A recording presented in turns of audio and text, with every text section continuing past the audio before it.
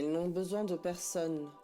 Au fil de mes rencontres avec quelques figures féminines pionnières du hip-hop français, je constate une chose. Toutes ces femmes ont dû à un moment de leur carrière défier les sarcasmes, les obstacles et bousculer l'ordre des choses pour exister et vivre leur rêve de hip-hop. Tour à tour rebelles, désargentés, en quête de repères, le hip-hop est devenu leur maison.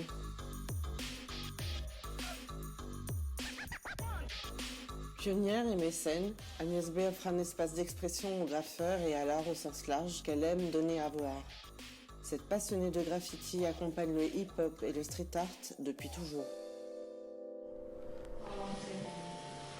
Je prends l'autorisation, on a les autorisations.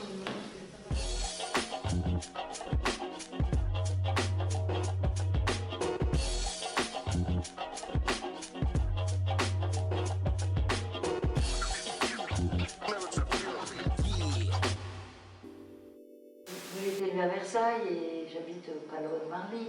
Et j'ai toujours vu des graphes dans les pierres et j'ai toujours adoré ça. Les graffitis, pour moi, ça date pas du graphe avec la bombe et le feutre. C'est un mouvement, c'est comme la main à Lascaux sur le mur. Pour moi, c'est le premier graphe. Mais j'ai toujours aimé l'art aussi, c'est ça. Voilà. Pour moi, ça fait partie de l'art, de l'histoire de l'art, le graphe, bien sûr.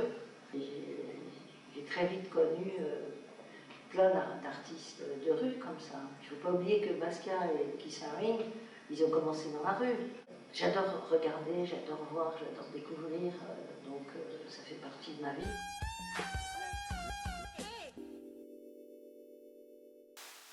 C'était la liberté, ouais. On pouvait parler et ça, de c'est sujets. deux choses que mon père me reprochait. Dalan, t'aimes trop la liberté, t'aimes voilà. trop la musique. Alors que la musique, c'est lui qui me l'a appris, et la liberté, c'est lui qui me l'a inculqué. Je m'en fiche des modes, comment on appelle ça, je sais pas. Ça m'est égal. J'essaie de faire ce que j'ai envie, les choses en quoi je crois. J'aime bien partager des visions, partager des choses, j'adore. Ça fait partie de... C'est comme je suis, c'est ma manière d'être. Voilà, je revendique ça, le partage et l'intérêt pour les autres. Vraiment, c'est ça qui me motive. Ah, ça a été super dur pour ma mère parce que partir T'as comme tenu, ça, hein. J'ai tenu, je me suis dit, il faut que je revienne et je sais que mes frères ils me disaient, ouais, mais maman elle est au bout de sa vie et tout. Et moi je leur disais, dites-leur que moi je vais bien, sauf que je ne vais pas revenir parce que je peux pas, après tout c'est ma vie, même si ça reste mes parents, mais ça reste aussi ma vie. Je peux pas être malheureuse au Havre alors que je suis épanouie. Je gagnais pas des 1000 et des cents, mais elles étaient là avec moi. J'étais tellement heureuse à cette époque-là. Et pourtant, on n'avait pas beaucoup de thunes. Il y a des moments, je me rappelle, on n'avait rien à manger. Mais quand on avait quelque chose, on se le partageait. Ouais. Le peu qu'on avait, il y a des moments, je me rappelle une fois, on avait juste assez d'argent pour acheter une boîte de nuggets.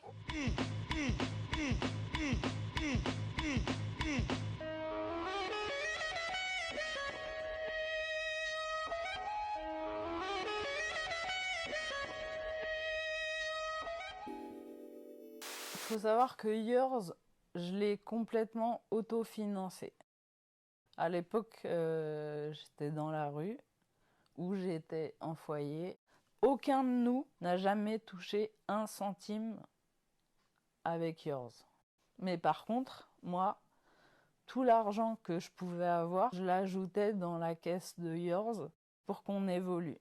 On avait très peu d'argent, on s'achetait des sandwichs, on passait un temps fou dans la galerie.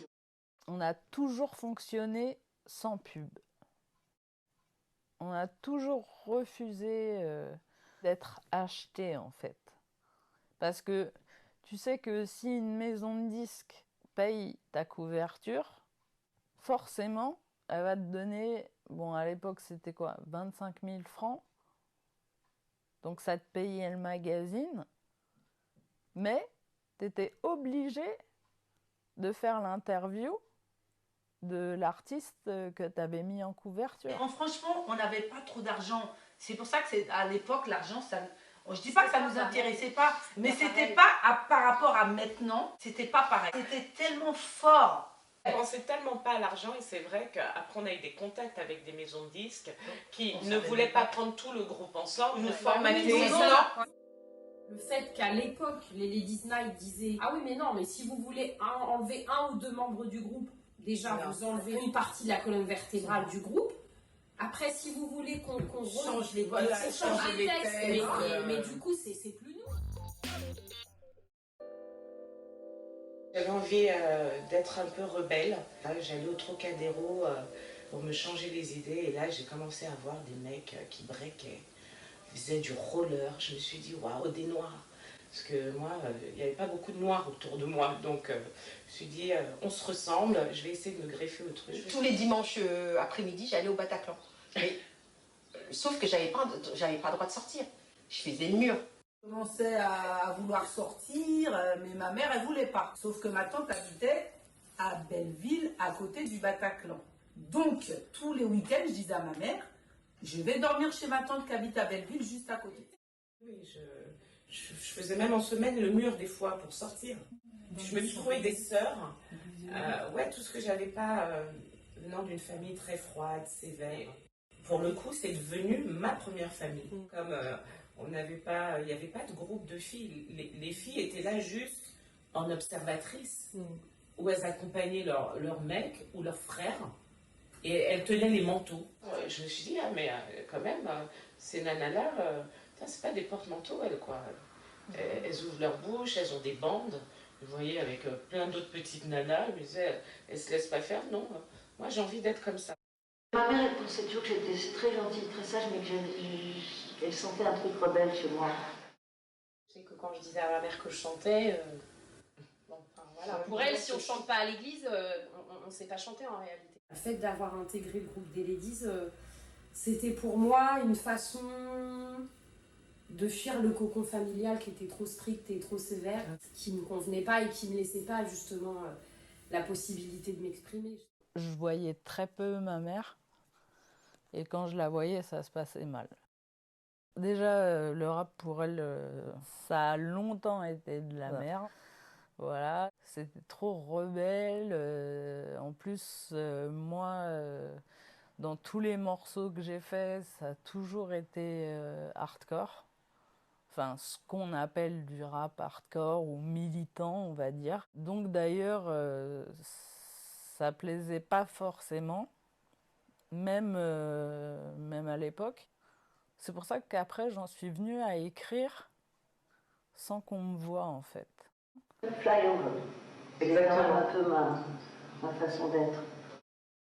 Ce qui compte, c'est la nation, qu'elle soit de qualité, qu'elle soit intéressante, riche, c'est ça qui m'intéresse. Et je crois que ça passe au-dessus du genre. Quelqu'un avait un bon plan, c'est pour tout nous, c'est pour nous tous. Si quelqu'un n'allait pas bien ou avait une histoire avec quelqu'un, on était toutes là derrière elle. On était tout le temps ensemble. On se déplace ensemble. On se déplaçait en groupe. Ouais. Voilà, je me suis sentie, en tout cas, souvent très seule, quoi. Et en fait, j'avais besoin d'extérioriser tout ça. Donc le hip-hop, je sais pas, ça a été comme les battements de mon cœur. Je me suis dit, c'est ça que je veux faire. En fait, je veux danser, je veux faire du hip-hop. Ça, c'était sans savoir que mon père, il allait mettre un stop. J'ai trafiqué mon dossier en le faisant passer par l'académie de Versailles. Et donc, j'ai été acceptée dans un lycée au Nez-sous-Bois. Et c'est un internat. Je dis à mon père, oui, comme je travaille trop bien au Havre et tout... Ils m'ont dit, je peux trouver, j'ai un lycée et tout pour moi, mon père était fier.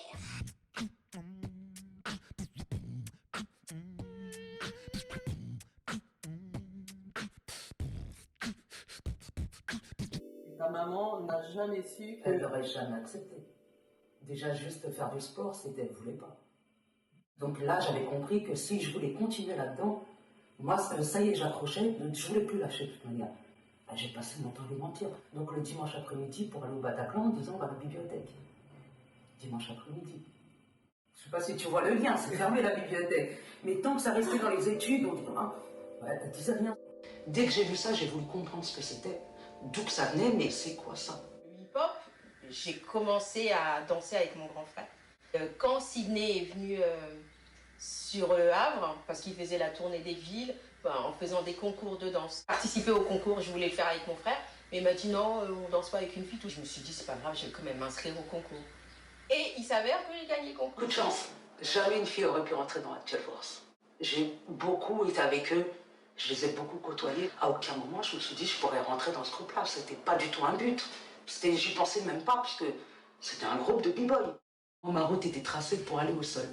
Donc, dès le moment que j'ai commencé ce premier spectacle avec Actuel, ça veut dire que ça y est, j'ai l'étiquette Actual Force, j'ai plus lâché le sol. Le break même, c'est quoi? C'est les foot rock, c'est les passe-passe. Parce que l'identité, elle va être là. Le reste, c'est de la technique, qui est tout aussi méritante.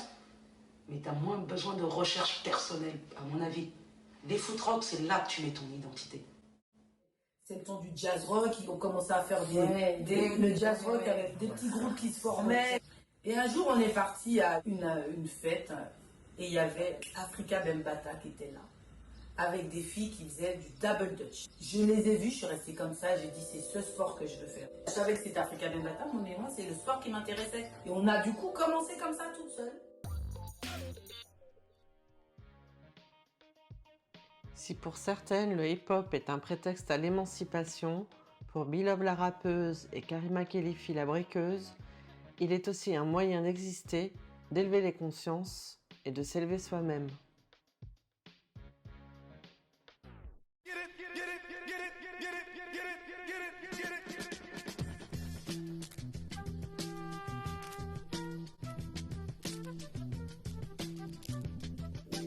Moi, le rap est venu assez tard, parce que j'avais déjà 18 ans quand j'ai commencé à rapper. Les morceaux plus engagés, ils sont venus après, quand j'ai commencé à rapper avec un groupe qui s'appelait les MIC.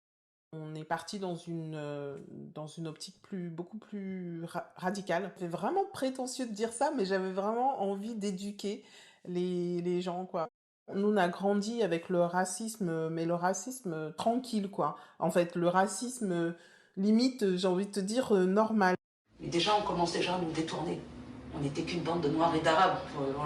Pour certains, on le restera toujours. Mais nous, on essayait de s'élever aussi. On restera toujours Noirs et Arabes, mais on a droit à une dignité aussi. Le mal-être que je ressentais en fait quand j'étais jeune, c'était vraiment justement un mal-être identitaire. Je considère comme antillais, afro-caribéen, peu importe.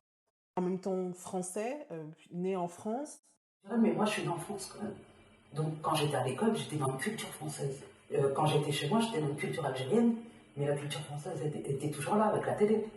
C'est des cultures, je ne veux pas dire contradictoires, mais un peu en opposition quelque part, pour les filles.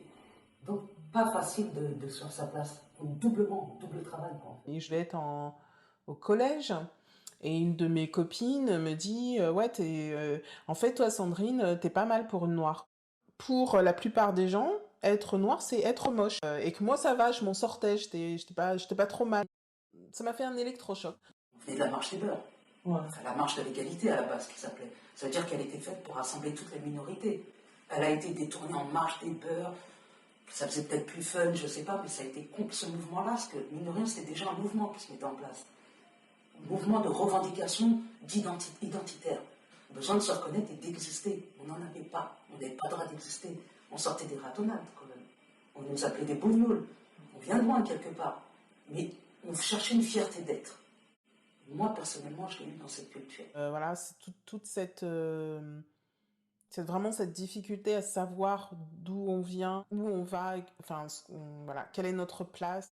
On a besoin de repères. Humainement, on a besoin de s'identifier à quelque chose pour avancer. Et quand tu viens en France, enfin, de parmi immigrés, on n'avait rien fait. Tu es dans un environnement qui te bouche, en fait, qui te formate dans un certain truc. Déjà, tu vois ta mère qui a été utilisée par la société pour voilà, aller dans un certain endroit, dans une certaine case, et toi, tu es destiné à une certaine case, et ben, tu dis non. Tu dis non, moi je veux pas, c'est pas ça que je veux pour ma vie, et forcément tu te cherches. Je savais pas qui j'étais, quelle force je pouvais avoir, et peut-être que j'avais envie aussi d'avoir de savoir quel impact je pouvais avoir dans la société. Est-ce que je pouvais avoir une voix dans cette société, être quelqu'un, servir à quelque chose, et pas juste être un pion qu'on va dire, bah, toi, tu vas aller faire ça, tu vas aller récurer les toilettes parce que, voilà, vous êtes fait pour ça. La société, quand on a allumé la télé, elle était quand même bien blanche. Bon, en même temps, c'est notre environnement qui était comme ça.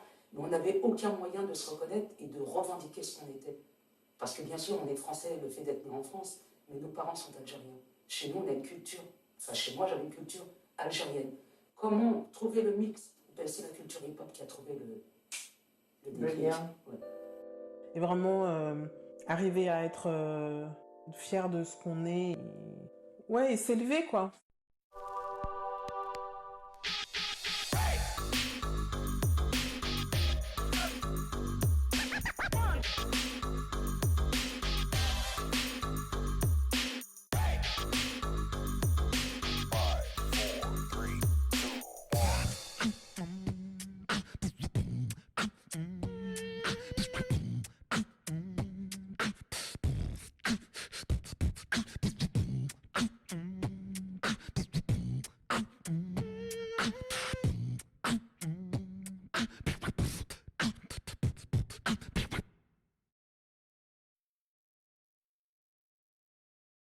Les femmes connaissent les hommes et leur vie.